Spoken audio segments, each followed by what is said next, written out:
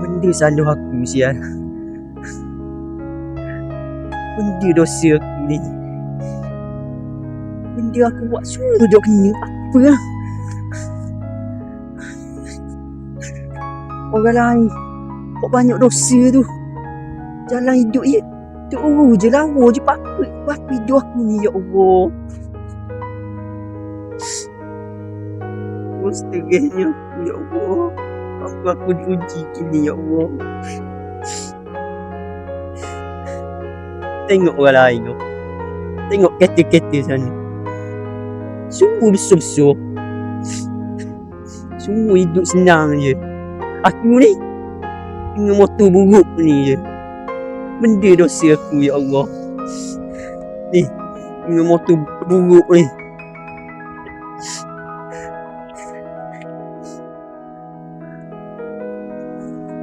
Ya Allah,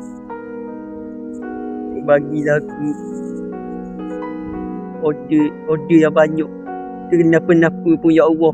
Aku tak risau sekarang ni ya Allah. Bagi je lah apa-apa pun ya Allah. Kau bagilah kenapa-napa pun. Aku tak risau pun. Gapa-gapa masalah pun tak apa pun ya Allah. Tak apa pun ya Allah.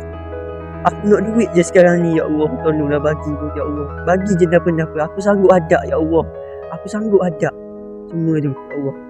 Aku nak duit je sekarang ni ya Allah. I just need money. Uish.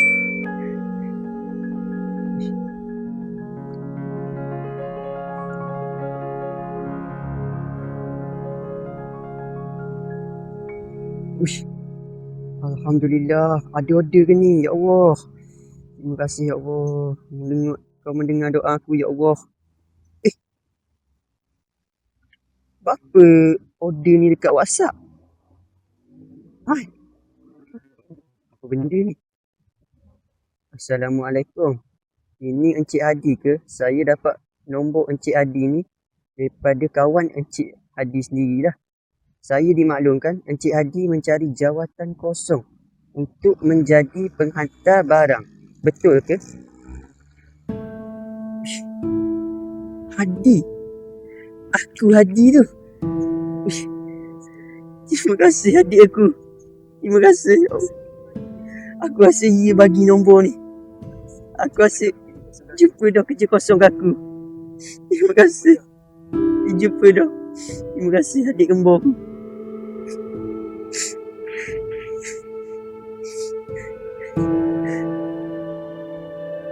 Ya, saya berminat Encik. Terima kasih Encik. Saya berminat dengan kerja tu Encik. Dia balas. Kalau Encik berminat, Encik boleh datang kat location yang saya berikan ni. Kita boleh bersua muka, berjumpa dahulu dan saya akan bagi kerja dekat Encik dengan serta-merta. Okey Encik, okey boleh. Saya akan datang di tempat tu.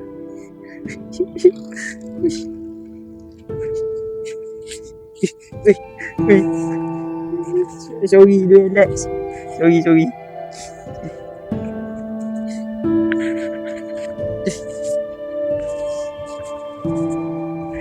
Alhamdulillah ya Allah. Terima kasih ya Allah.